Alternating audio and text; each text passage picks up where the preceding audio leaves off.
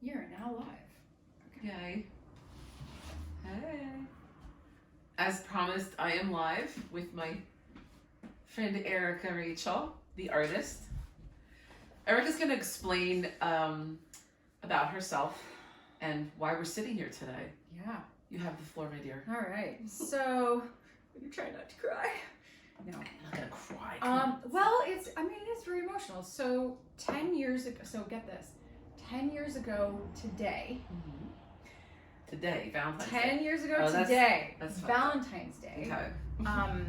I rented a truck Mm-hmm. and with the help of two gentlemen, moved every single item of my belongings, my father's belongings, my mother's belongings, and my grandmother's belongings from my ex-husband's house to this house. Oh, cool. Okay. And that's essentially the beginning of my art career because I was in this dining room and I didn't have any easels. Right.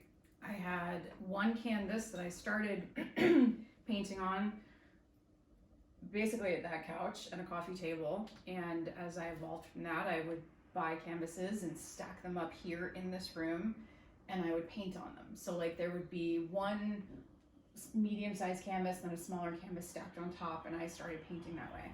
And then my mom said, you need an easel, and so for my birthday she got me an easel. She got me this easel. Nice. So that is where my career began, literally 10 years ago. That's kind of cool that we're doing it today. To the day. I like that. This is the 10-year anniversary of the beginning. Look, she gives me the motorcycle mug, of course. Of Erica Rachel. Yeah. Yeah. So given that, I get a call from her about how she has to move out of a studio. She had been in for how long were you in that studio for? About a year and a half. Okay. And it was a beautiful space. It was gorgeous. It was gorgeous. It was gorgeous. It was a really, really nice space. It was 500 square feet. Yeah. It was all mine, but it wasn't everything I needed it to be, and they were going to be working on the space and things were going to be changing there. So it was either stay or go, and it just wasn't right to stay. And as much as I didn't want to go, it was right to go. It was right to go. And so I looked at a few other spaces. Nothing was quite right, and so it all had to come back here. Temporarily. Temporarily. We're saying temporarily. So given it's temporarily, she wanted it to feel comfortable and to be, I don't know, everything to be positioned right. Quite frankly, I was in emergency mode. It was I can do this myself, but I can't do this myself. You know when like you're much better doing something. I don't know if you're this way, but I feel like I'm much better doing things for other people than I am for myself. Yeah, and so like the shoemaker has no shoes. Exactly. So that's like true. She was the very first call. I was like, oh my god, I need help, because I knew that everything, all my materials, all my art, all my creative career was coming back into this room. Cats are fighting. With stop fighting. With angry cats. I know, it's great. Stop it. They're going nuts. There's a game going on here that we're not privy to. Did you hear that? They're hissing. That's cool. I love how Clea is running down the stairs. Genesis is chasing her and hissing. Yeah, that's right. Clea's chasing her up the stairs. She's chasing Clea down the stairs. Her cats are so cute. So last week I posted some nice things about how when I came here, it was hard. I mean, she basically looked like she just moved in, and she has, I don't know how many canvases you have. Moving boxes. 80? Home Depot moving boxes. Yeah, there was tons of stuff here, and I spent the whole day here last week helping her start to position things so that she's comfortable and can be creative in her temporary art space. Yeah. And I use the word integrate because this is my home. This is, and it's not just my home. I have housemates. So part of my life is my art career. The other part is that I have tenants. So I rent out rooms of my house to, different types of people, but the space needs to work for all of us. So I can't treat this like it's just my studio, or like it doesn't matter how it looks or presents. Like I needed it to be something that is beautiful and welcoming. I call my home the sanctuary. So people have a certain expectation of like a very peaceful, zen, creative, but like beautiful, elegant, sophisticated kind of vibe here. Also, it's a historic home. It is a historic home. It was built in 1920. It's the 20s, yeah. Yep, built Great dental molding around the windows, the staircase, The floors are gorgeous original oak that have been untouched. Yeah. And so given all of that backdrop, her artwork is more modern. And I thought it was a great juxtaposition to mass out like we did in the living room, which we can show you later. And I have, like I said, I have a video from that from last week. And I'll be taking more filming today of the space. But it really looks cool to have that word juxtaposition. I say it so much. But I love when there's a modern twist with an antique background or an antique home and backdrop. Yeah, it's like a harmonious contrast. It definitely is. And this feels like almost like a store. We are in the Frenchtown, New Jersey area, and it feels like a store in Frenchtown. Like there's nothing more that I love. People know I love vintage stuff. When you go into an old house and it's a store, a retail store. Yeah. But it feels like an art gallery. You can come in and buy things. So you can see this is where she works. Right here, her 2 favorite easels are set up and her brushes. Okay. And I was just super happy to help her. I really have never done a project like this. And, you know, everybody knows my visual merchandising background is everybody under the sun you can imagine, from Bloomingdale's to Neiman Marcus, we'll say that. And you had your own store. And then I always forget that. I forget I had my own store for 14 years. It was like being just a blip on the radar. No, it was like being it was like jail time. But anyway, I don't miss it, but it was fabulous when it was. But that's so much experience. I mean, it was. You have your own sense of taste. You have your own sense of style. You have your own way of merchandising and putting this together. And part of the fun for me was getting to see you get really excited. Because there was a point where you need to see my coffee table. There was a point where she was telling me, I don't know, and I go, like, leave me alone. I have the hammer and the nails are in my mouth, and I'm up on a ladder, and I'm just like, let me do my thing. Yeah. And then afterwards, you were like, okay, you got to step back, and because there is a thing with me where if I start, I just go. I don't plan. I just start going, and that again goes from the visual merchandising background. We had to put together like window displays, and I mean, in Bloomingdale's and Manhattan, and Henry Bendel and Cartier. But you have an intuition for that. That's the thing too. It comes from all the jobs I had. I didn't go to college, and I was going to, and I got a great job, and I started making money, and actually doing all those retail jobs and window visual merchandising was like my college, working at clubs in the city and all this stuff. Yeah. And it really it helped, and here I am, and I've been doing this 40 years almost, 38 to be exact, 38 years. That's awesome. So it's nice, and when I love the fact that she owned things, not just her fabulous art, but she owns all kinds of weird oddities. Like, I'm sorry, I'm getting dad. Oh yeah, get the thing. I'm getting dad. It's not an urn with his ashes. Don't worry. No. It's This is a sculpture of my father that was made by the artist Hoheb in '68, and it's things like these. I have things like these around my house. Curiosities and oddities. Not everyone has their father's head. How old was he when that was done? He looks younger. He was born in '39. Okay. So. Oh, he's only a couple years older than my father. Yeah. But it's nice when I go to people's houses, and especially artsy people, and they own things like cool, crystal dishes and weird pieces of wood and these army trunks behind us that we've displayed more of her paintings on to peruse through as they, lay on top there. And that's what was super fun for me, is that she had things. And she also had things she didn't even know. I said, can I use this? And we opened up a trunk, and there's all these books with bindings ripped off them, and they became, when a house becomes, or objects become an art installation in themselves, that's what's comfortable for people, and especially her with all this stuff. She was able to set up all her paints on this crazy cool 70s atelier. You showed them that thing. Yeah. I love that thing. I'm gonna turn that way. So this atelier has become, you could get so much money for that on eBay. That thing is, that is like, God, that thing is sick. I know a lot of people that would like that thing. So the atelier, which is another word for a shelving system, but it's got to be from this, I'd say the mid 70s. Well, and these are frames the wood that need to be stretched with canvas on them for 2 commissioned paintings that I'm doing. Yeah. So pardon the fact that, and this jacket is actually, I'm going to wear that when I work on more paintings. And I'm going to actually put paint all over the oh, cool. Jacket. So yeah, painting herself. Painting myself. That's cool.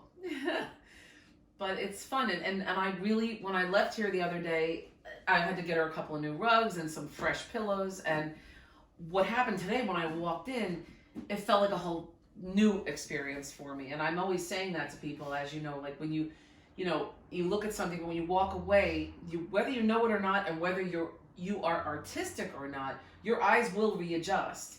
And you come back into the space and you're like, oh, it feels good. Or something's got to be tweaked or moved or a little adjusted. But this place felt perfect. Yeah, it feels not really tooting good. my own horn, but it feels really good. I walked in, I was like, oh my God, this looks so good. Yeah. And the most important thing is she's happy. You know? I am. I'm very happy. I'm very, very happy. Good. You feel better than last week, right? Oh Last week you were. So for me, like I said, being like the 10-year anniversary, besides the fact that that's very meaningful and it gives me an opportunity to reflect, there's that question of like, if you could do it all over again, what would you do different? You know that saying? Yeah, I don't like to say that. The older you get, you say that 100 times a week. At least I do. Yeah, but like I literally am back where I started. Not just not just figuratively. Well, like I'm back physically too. Yeah, I'm back where I started. Like it all started in this room. Yeah. But I'm 10 years into life experience, career experience, professional understanding, art world understanding, human understanding, relationship understanding, concepts in terms of what's going into my work. Everything is much more streamlined. Yeah. Even technology has changed. Like big time. I used to do live streams from this room and it was awkward. Yeah. People said they felt like they were peering through my windows. Ooh. Versus us being on an Instagram live and it being totally normal. Yeah. That is the difference of 10 years. Yeah. So I was always kind of on the edge of certain things I wanted to do, but I never embraced that because I kept taking the feedback instead of being like the front runner of certain ideas. Look at it. But now refreshing. I have a chance. It's a refreshing turn back. Your journey now is back to where you started. And you start a new part of it. I get to redefine. I get to actually go back to the beginning and do it all over. And I don't mean that like I need to do a new website. There's things I need to do anyway, but it gives me the opportunity to like bring it all back home and hit that refresh button. That's cool. And start all over again. I love that. And redefine what matters to me. I love to be a part of your refresh You're button. a total nerd. You are the refresh button. Nah, you're gonna. You'll probably start creating a different style on the canvas. Maybe on these ones you haven't stretched. So I haven't done any. I've been saving my ideas for about almost 3 years now. Okay. And I have them all in a notebook. Actually, various notebooks over the past 3 years because I go through about a notebook a year. So I have different notes, drawings, things that I want to paint, and I've been just saving them because I haven't felt like I had the room to create.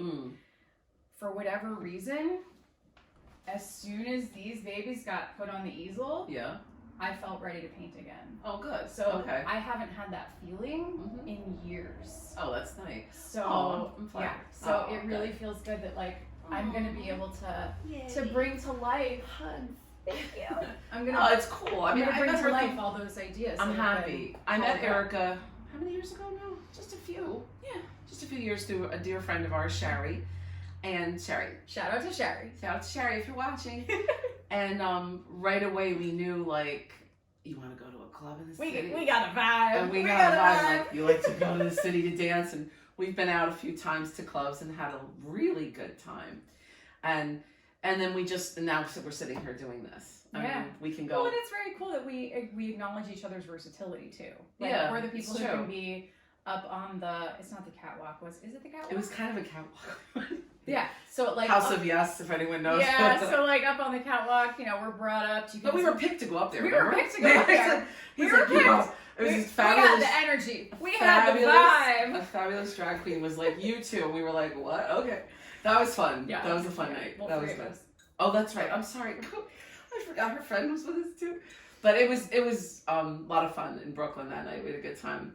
Yeah. And we got it back. We were up there all night. I don't remember half of it. All night. No, I do. Yeah, we were absolutely up there all night. 4 hours nonstop or something. Yeah. People came up. I don't know if you were there at that moment because you might have gone to get water, but like a couple came up and they said to Cody and I, we just had to come up here. You guys Oh, are yeah, having no, so much fun. We just wanted some of your energy. We never like, stopped. yeah. I remember that I was walking down when those people were talking to you guys.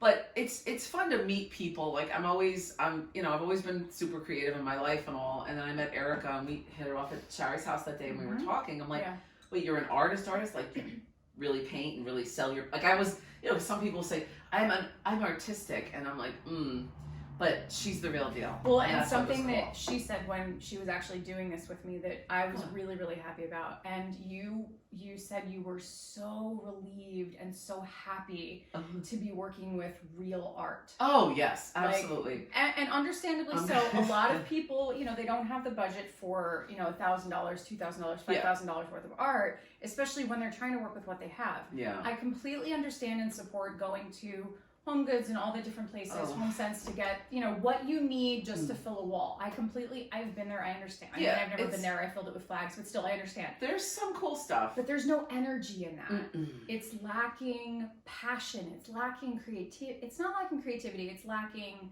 feelings. It's lacking I don't know story. What it is. It's lacking energy. Pieces. Feelings. There's been pieces and I buy them for clients and they look great and all that. And the funny story I told her is that I bought this big 3x4 for these canvas for this really great couple that I worked for a few weeks ago, and it's wonderful. But the artist signed her name. I thought the wrong direction the painting was going. I said, no, it needs to go horizontal, and her name was like, and I went. So I touched it, and if they're watching now, they're gonna know. Don't look for it. I'm not gonna say your names, but I just touched it with some white paint, and it became. Me covering the artist's name, poor lady, but me covering her name just a little bit became part of the painting, and it looks better the way it was hanging. So, look, they get legit artists, but they're from like all over the world, and then they bang out the stuff and hang it up, and it's a print. It's a print. It's a G-clay. It's not even a real G. I guess it is, but that's a term for like overly processed art. Well, sometimes they'll embellish. They're embellished prints. They are embellished prints too. Yeah. And they're reasonably priced for what they are, but it's still not the same. They make sense. They do, financially. For certain applications, and I support people buying those pieces when and if they need. It makes sense. It does make sense for a lot of applications. It does, but if you can own at least one piece of art, whether it's a sculpture or a bowl, like I love pottery or a handmade candle. Both of these mugs. This is a Mara Mexico mug. These are all handmade. If you order two of the same mug, they're still going to have a variation. Oh, and this is actually made by David Bogus. You know him? I do. I actually got this piece from his studio. Oh, cool. Where's he located? It says Bogus on it.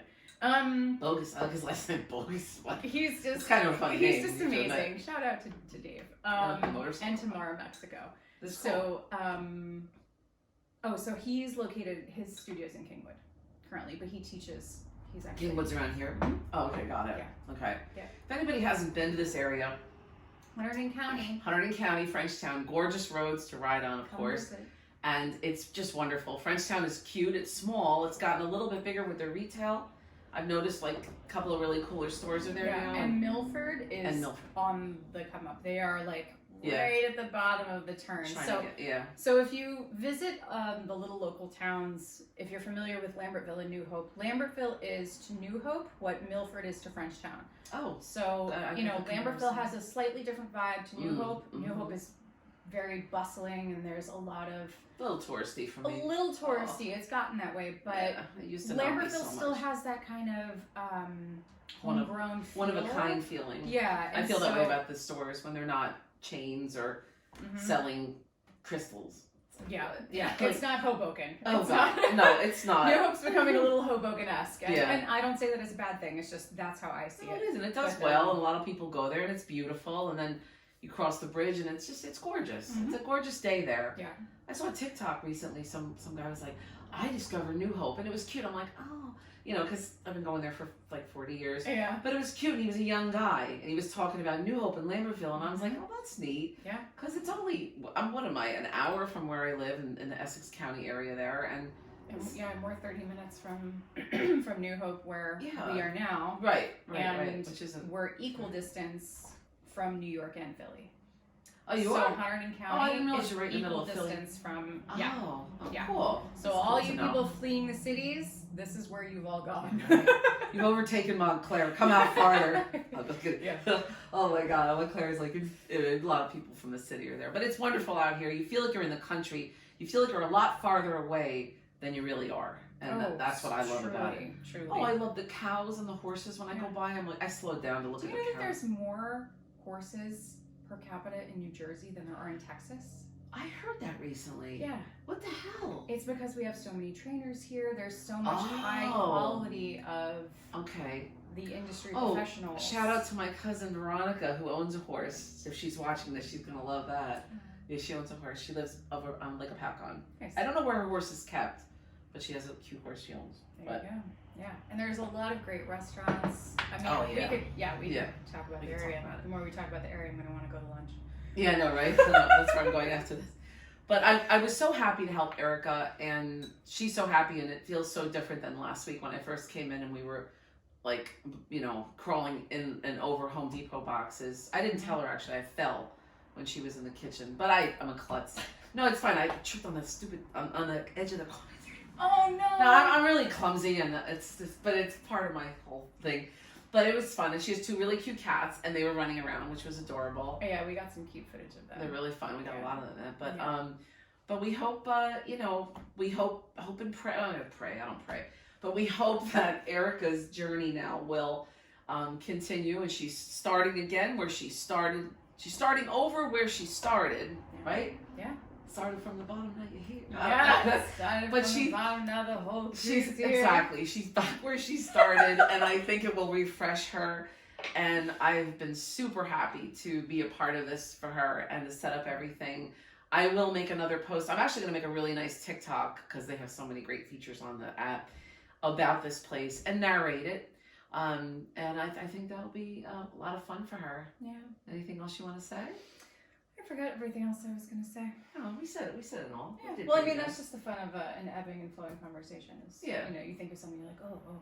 I did too. Yeah. I can't wait to see all the comments. I silenced my phone, so if anybody is trying to call me or text me, that's why. Yeah. Just letting I was like, I gotta silence everyone. But it has been fun, and again, I'm super happy I was able to help you, and I'll help you with anything else you need in the future. If you move into a gallery.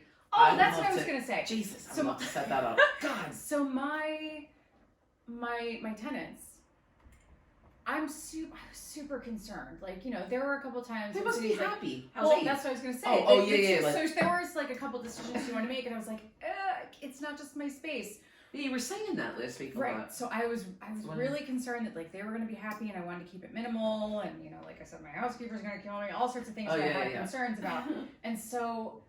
Abe and I are talking, and I said to him, so what do you think? Because the first night when boxes were here, the first night he comes in the house, he trips on something. I was like, oh my God. I was like, he's going to hit me. So he walks in after you've done your magic, and I said to him, so what do you think? He goes, I mean, this was one of the things I wanted to live here for. I really love living in an art gallery. Yes, you're living in an art gallery. That's good. 2 hours later, Naomi comes home. Oh, the other and one. She's walking through the kitchen, and I was like, so, how does it feel? And she goes, I love living in an art gallery. I was like, they keep calling it an art gallery. It is. Score. This works for me. Art gallery / home. Yeah. I'm happy. Yeah, so that's good. They're perfectly happy. Oh, they're perfectly happy. It makes me be. happy.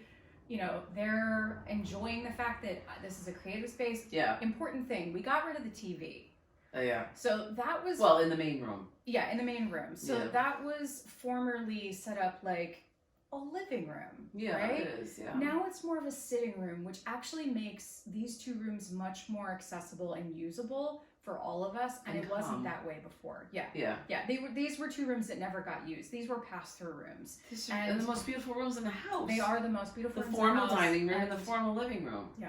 Come on. Yeah. So I can't wait for her to show you guys pictures and no, so you'll have to definitely stay tuned to her posts and reels and stuff. I thought of one more thing to say that I said to you on the phone, I think the other day. I haven't done something like this in so long, and again, to talk about how many years I've been doing it.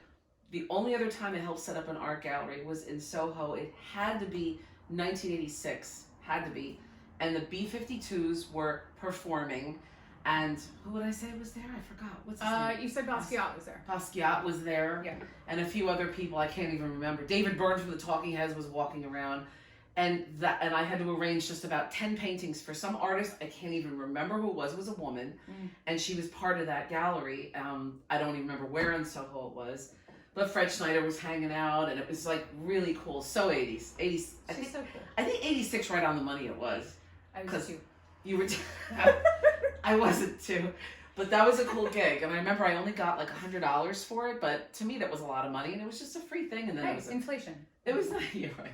But the B-52s were there. It was really cool. Really cool. I love that. Yeah. So anyway, peace out, and do you want Thanks to for hanging with us. Thank you so much. Yeah. You can do whatever you want. Shut it off now. All right, bye everybody. Thank you for coming. You can't get to the